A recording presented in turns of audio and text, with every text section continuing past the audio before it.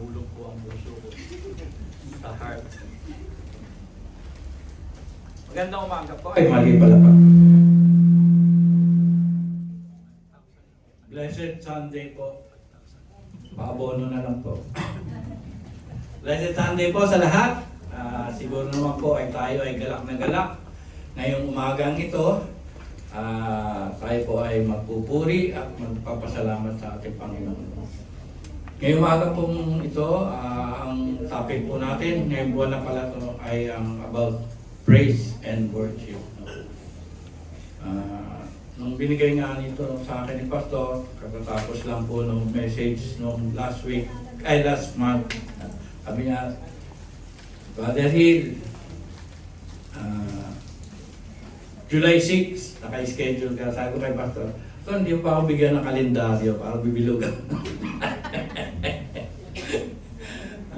Pero ganun po ang kagalakan ko rin, no? Kasi bagamat hindi po tayo nakapag-aral sa Bible School, pero alam ko po na tayo po ay gagabayan ng ating Panginoon, no?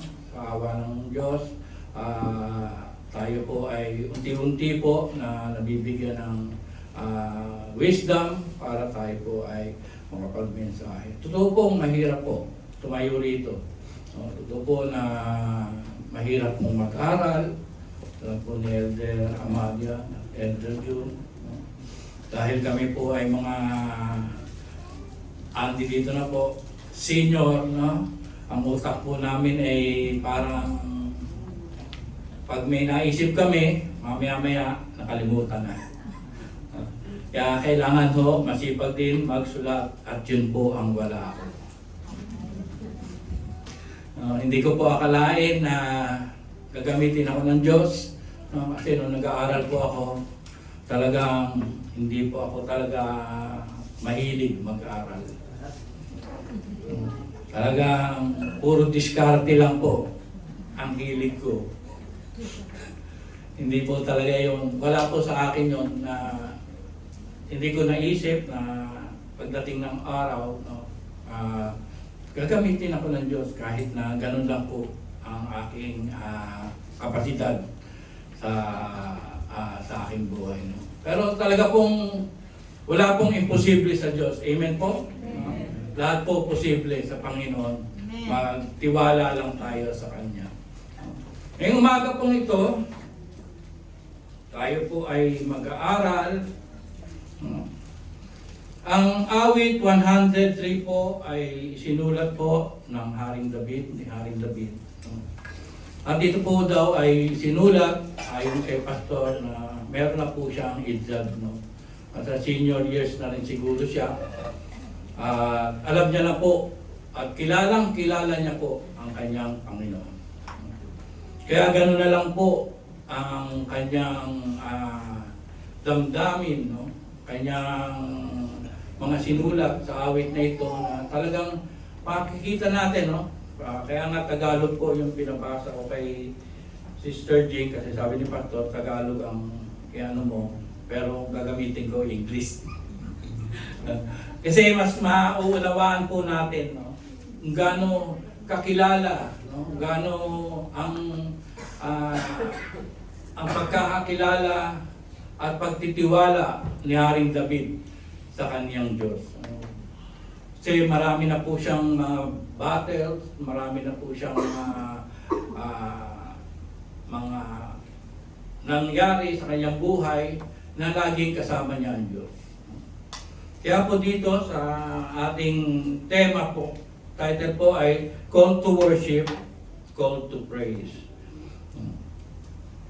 Tayo po, paano po tayo magpuri at magpasalamat, mag-worship sa ating Panginoon? Siguro kaya ginawa ni Pastor ngayon buwan na to, ang tema na ito kasi baka may nakikita siya na parang walang kabuhay-buhay ang mga kapatiran sa pag-worship kay Lord. Kasi po, ang pag-worship kay Lord ay talaga pong kagaya ni Haring David, talagang bigay na bigay niya. No? ang kanyang buong kaluluwa, buong katawan, no? Lahat ng hiblanga ng kanyang anong laman niya ay talagang ipinagpapapuri at pinagpapasalamat niya sa Diyos. Sa umpisa po ng awit 100, sabi po rito sa English po, "Bless the Lord, all my soul." No? Sabi niya, purihin ng Diyos, pagpalain ng Diyos, o aking kaluluwa. "And all that is within me, bless His holy name." Lahat ng nasa sa akin. Sa verse 2 po, "Bless the Lord, O my soul." Inulit niya pa ulit. "And forget none of His benefits." Hebrew word po ng bless is to kneel. No? Talagang nagpapababa po tayo pag bless po tayo, sasabi tayo ng bless. No? To bless the Lord is to honor the Lord, our God. No? Tinataas po natin siya. No? At yun po ang gusto ng Panginoon. Na tayo po ay magpuri at pagpasalamat sa ating Diyos. Sabi nga po ng Panginoong Hesukristo sa Lucas 19:40, sinabi ni Jesus na kung hindi pupurihin ng mga tao ang Diyos, ang bato ang magpupuri. Inihambing po tayo sa bato. Kaya po yung mga bakante na yan, lalagyan po ng bato ng Diyos yan para magpuri ngayong umaga. Kasi ang dami pong wala. Kaya papalitan po ng Diyos ng bato para magpuri lang sa Kanya.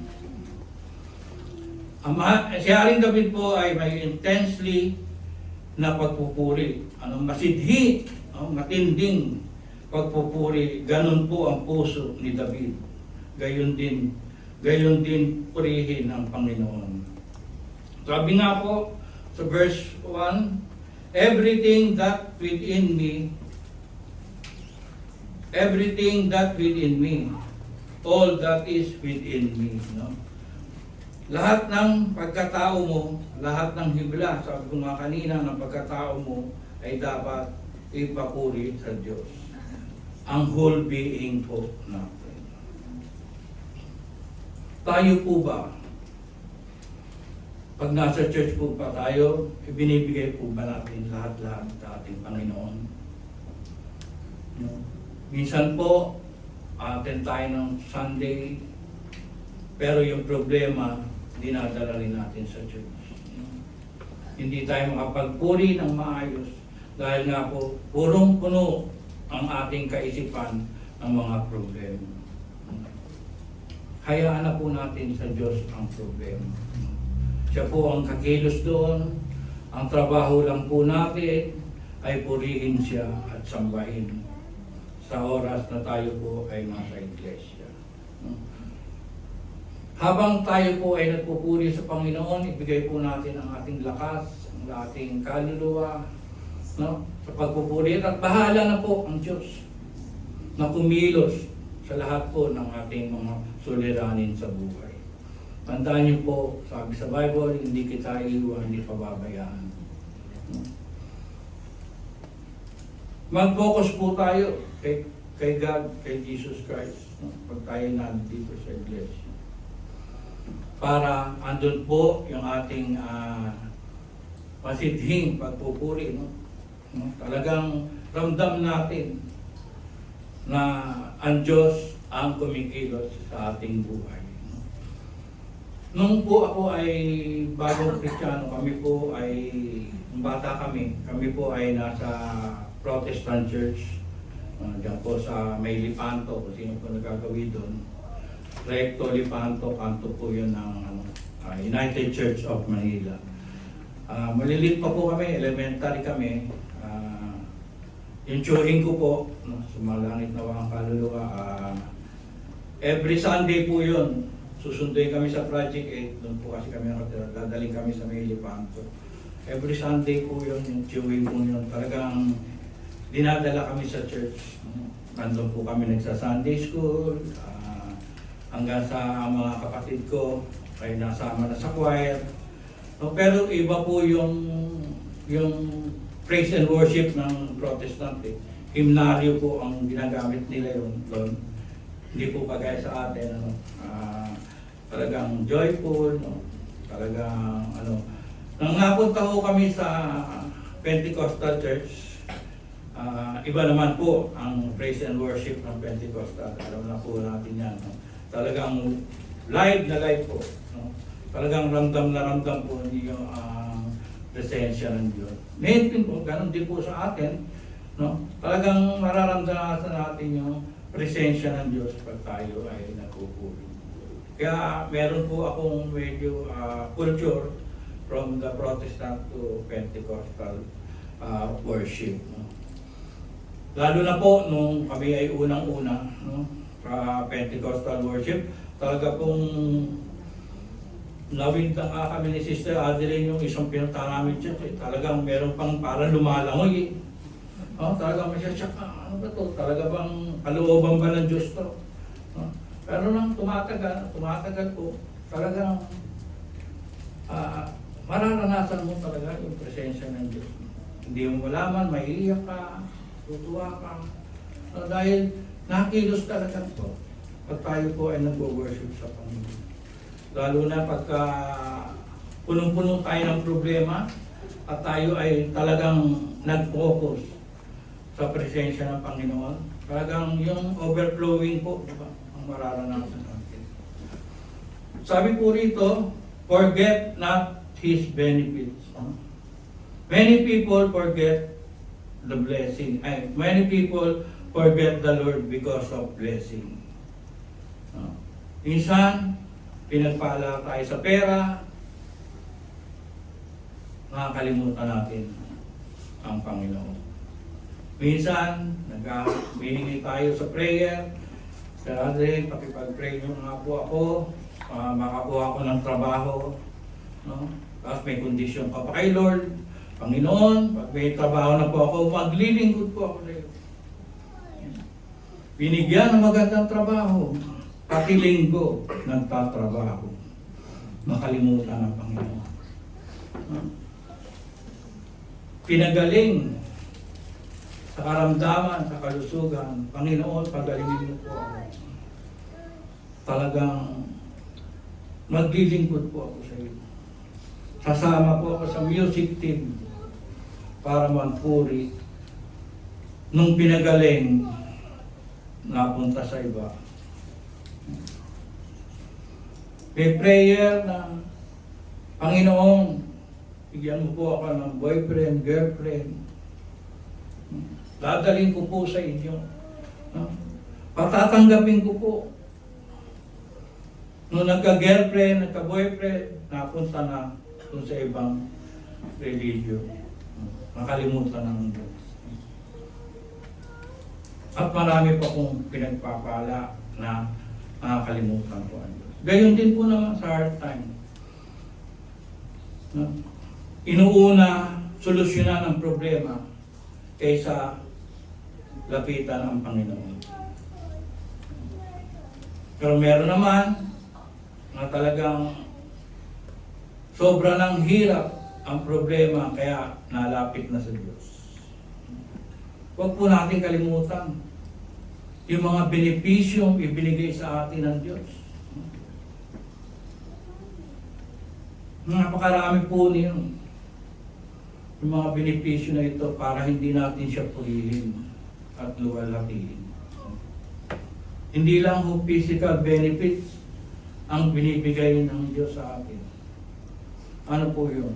Benefits po ng gospel. The death and resurrection of Jesus Christ. Kung wala po ito, wala po tayo rito sa iglesia. Nagkalat po tayo dyan sa kalsada. Kaya lalo po nating purihin at sambahin ang Diyos. May 4 na puntos po tayong pag-aaralan ngayong umagang ito. Yung verse 1 and verse 2 po kasi sabi ni Pastor, gawin daw introduction para maayos po. Ang verse 3 po, Praise God for His forgiveness. Totoo po yun, no? Yung gravity ng ating kasalanan, talagang ang Diyos lang ang pwedeng magpatawad sa atin. Praise God for His forgiveness. Sabi po sa verse 3a, who pardon all your iniquities. Ang lahat kong kasalanan, siya ay nagpapatawad. Tuloy nga pagka hindi tayo minahal ng Diyos, kung hindi siya nagmahal sa atin, no? Paano na po yung ating mga kasalanan? No? Pinanganak pa lang tayo, sabi nga daw, mga ninuno natin ay dala-dala na natin ang kasalanan. No?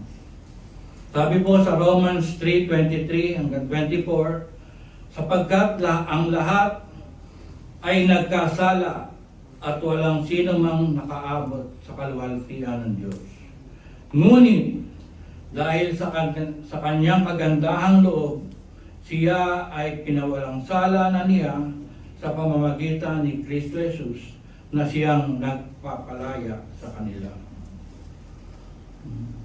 Dahil po sa ating kasalanan, ibinigay niya ang kanyang butong na anak para sa ating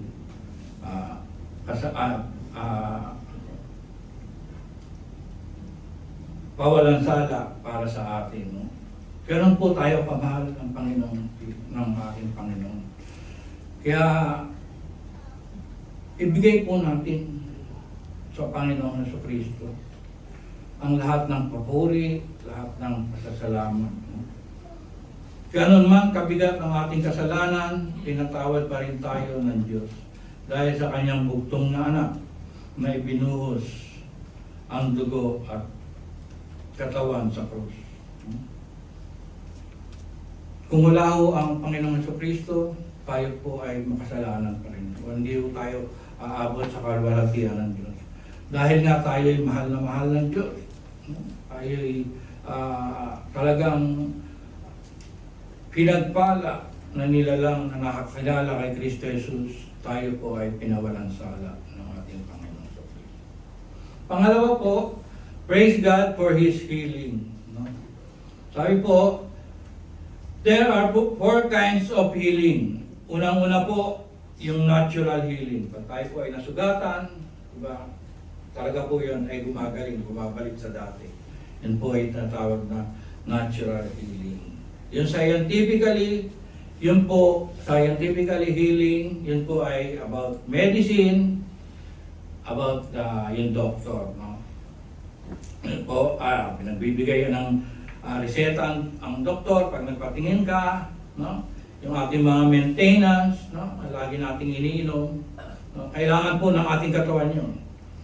Kasi ginagamit din ng Diyos na instrumento ang doktor para siya po ay bigyan ng wisdom para tayo po ay makainom ng mga gamot, lalo-lalo na po sa mga senior na may maintenance. No? Huwag po natin kalimutang minom ng ating mga maintenance.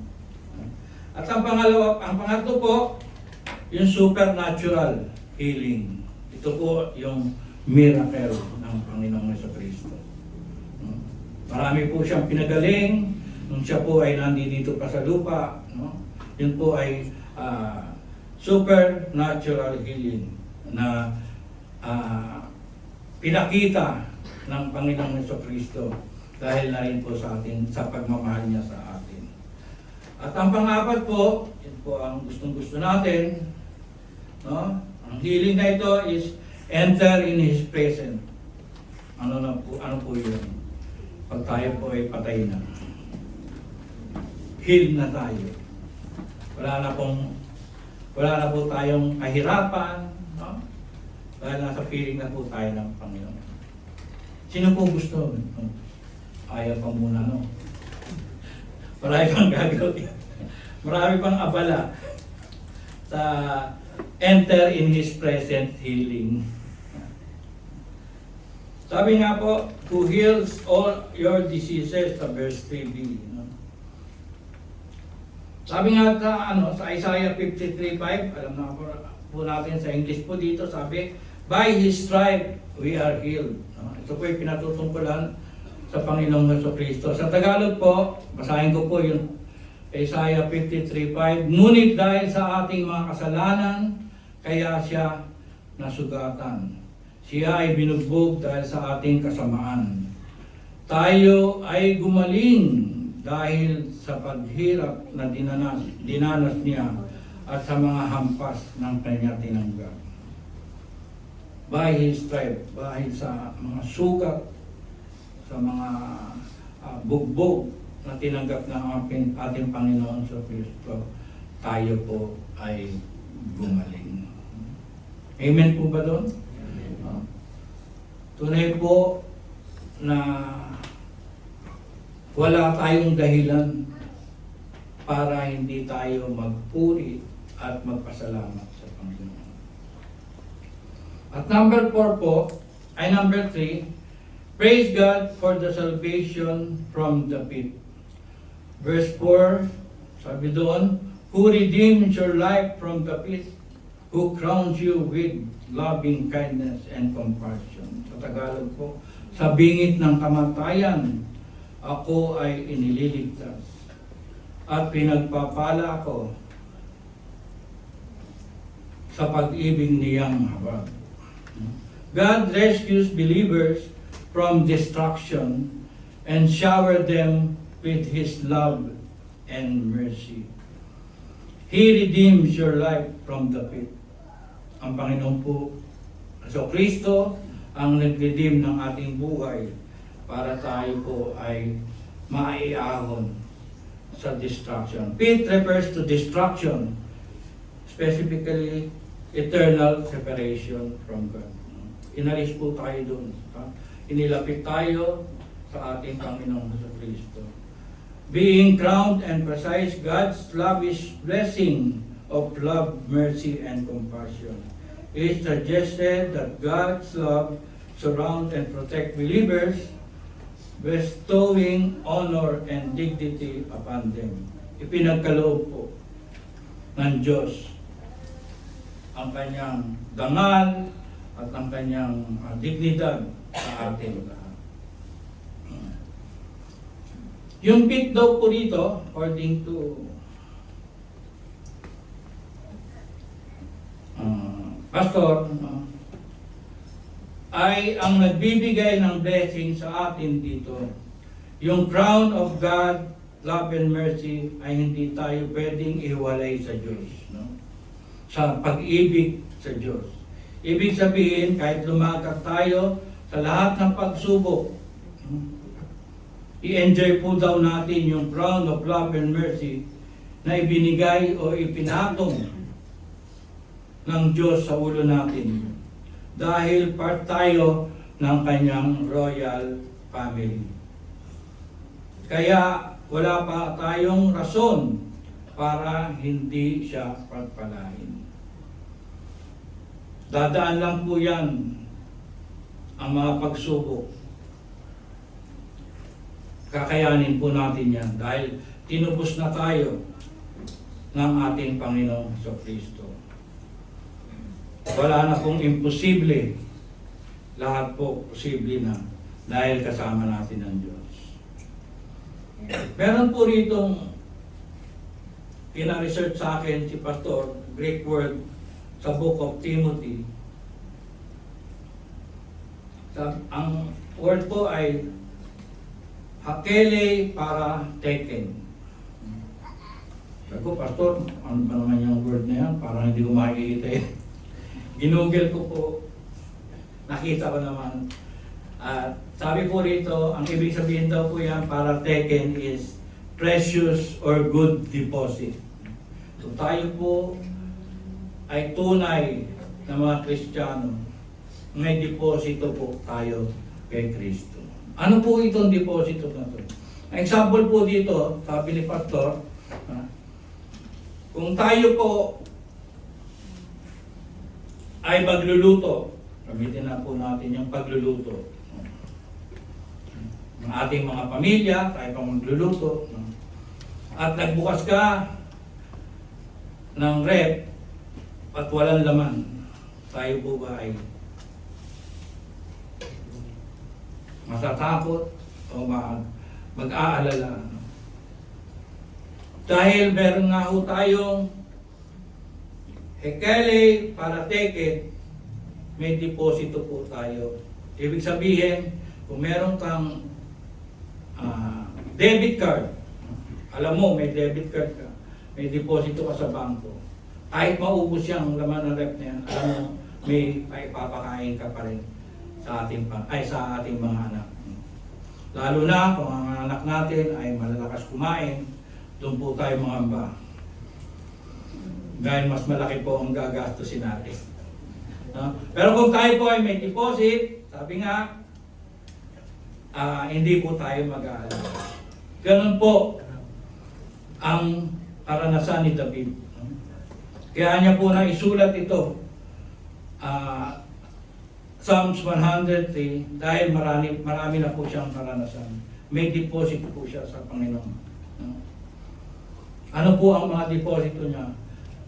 Bakit niya nilabanan si Goliath? Dahil alam niya, natatalunin niya si Goliath. No? Kasi, oso nga, tinalo niya. Ang leon, tinalo niya. Lahat ng naranasan niya, nang habang siya ay lumalaki, ginabayan siya ng Diyos. No? Kaya alam niya kung gaano kabuti ang Panginoon. Tayo rin po. Alam naman natin kung gaano kabuti ang Panginoon. Ngayon pa ba tayo mag-aalala? Tinanggap tayo sa kaharian ng Diyos. Inalis tayo sa kadiliman. Inilagay tayo sa liwanag. Ngayon pa tayo mag-aalala.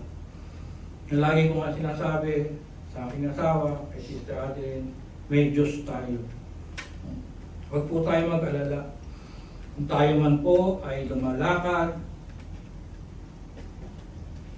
sa kadiliman, lumalakad sa mga lubak-lubak na daan, alam natin na meron tayong Diyos na mag-aahon sa atin sa kaayusan.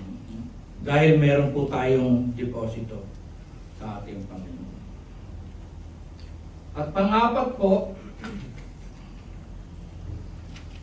praise God because He satisfied us. Sa verse 5, who satisfied your years with God good things, so that your youth is renewed like the eagle.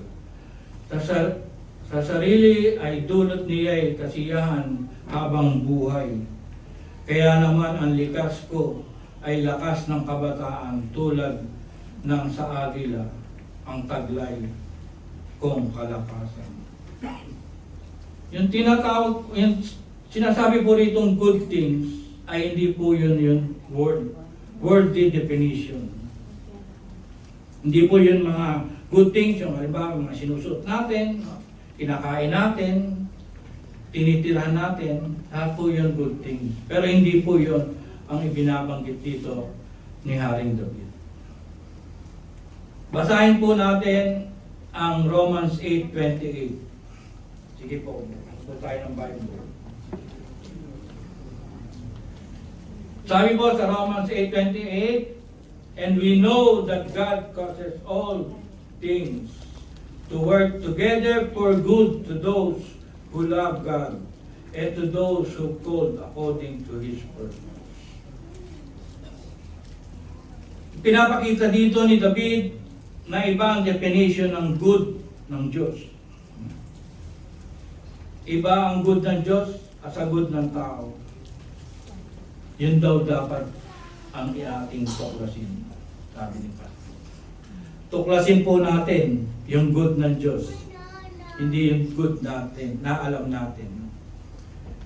Ang goodness na gustong makita ng ating Diyos ay superior goodness. Sa verse 5, it satisfies.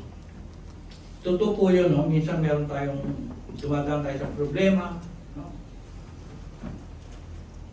Bakit kaya tayo pinibigyan ng Panginoon ng problema? Bakit tayo pinadadaan sa ganitong problema? Pero pagdating po noon, nagpasan natin, nakita natin maganda ang resulta.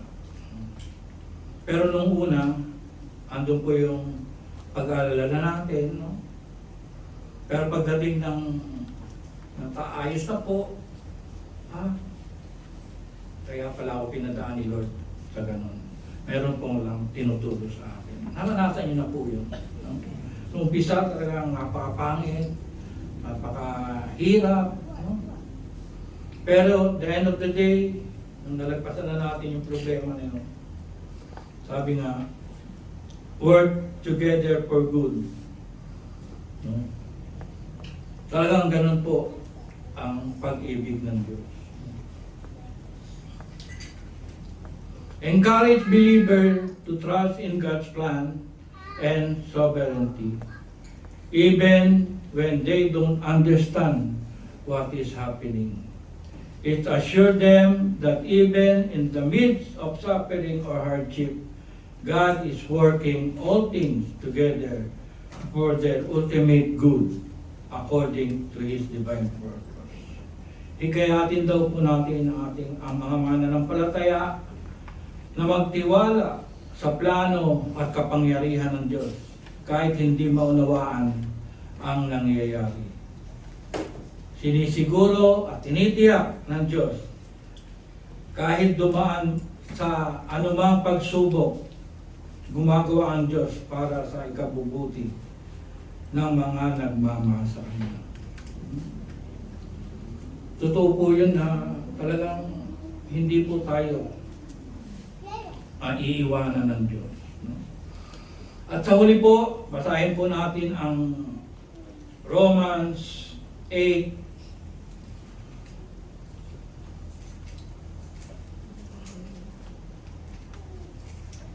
Romans 8.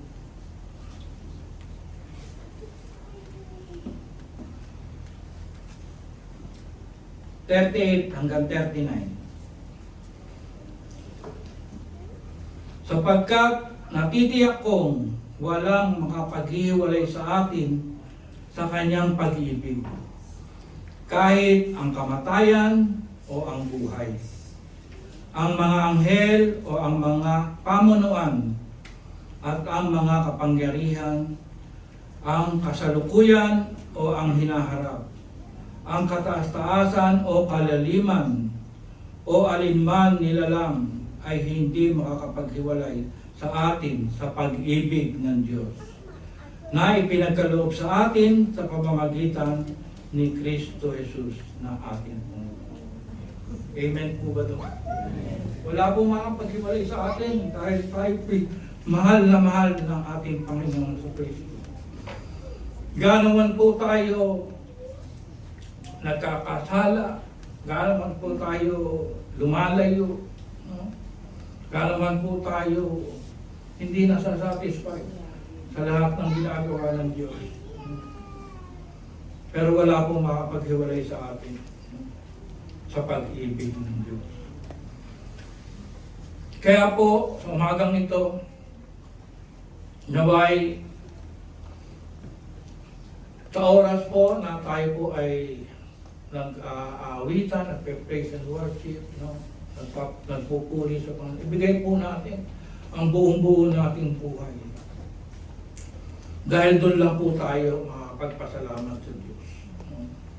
Doon lang po tayo makakapagbalik ng gratitude sa ginawa ng ating Panginoon sa ating buhay. Napakarami po niyang benefits na ibinigay sa atin. Huwag po natin yung kalimutan. Lagi po natin alalahanin, no? Na tayo po ay inalis sa kadiliman, ilalagay na sa kalwalhatian ng Panginoon sa Kristo. At may hinihintay po tayo kaharian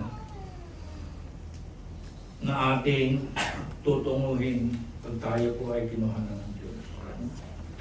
Kaya sa umaga pong ito, pinaalala po ng ating pastor na sana po daw ibigay natin talaga ang ating buong buhay sa paglilingkod, sa pagpupuri, pagsamba sa ating Panginoong Kristo. Kalimutan na daw po natin ang mga alalahanin dahil meron po tayong Diyos na buhay na kumikilos sa atin. Tayo po'y manalangin. Panginoon, salamat po sa umagang ito. Naway nabuksan po ang aming mga puso na dapat ka namin sambahin, luwalhatiin, dakilain, dahil ikaw ang Diyos na unang nagmahal sa amin, Panginoon. Salamat, Panginoon, sa lahat ng benepisyo na pinagkaloob mo sa amin. Salamat, Panginoon, at inaari mo kami sa iyong kaharian bilang iyong mga anak. Panginoon, patuloy mo po kaming gabayan sa araw-araw ng aming buhay at ingatan sa anumang nagiging problema. Alam namin, Panginoon, na meron kaming Diyos na buhay na patuloy nakakalinga at titinsa. Salamat po, Panginoon. Salamat din po sa iyong bugtong na anak na inalay ang kanyang buhay para sa aming kaligtasan. Lahat ng ito, tinataas namin sa pangalan ng iyong bugtong na anak na si Jesus. Amen.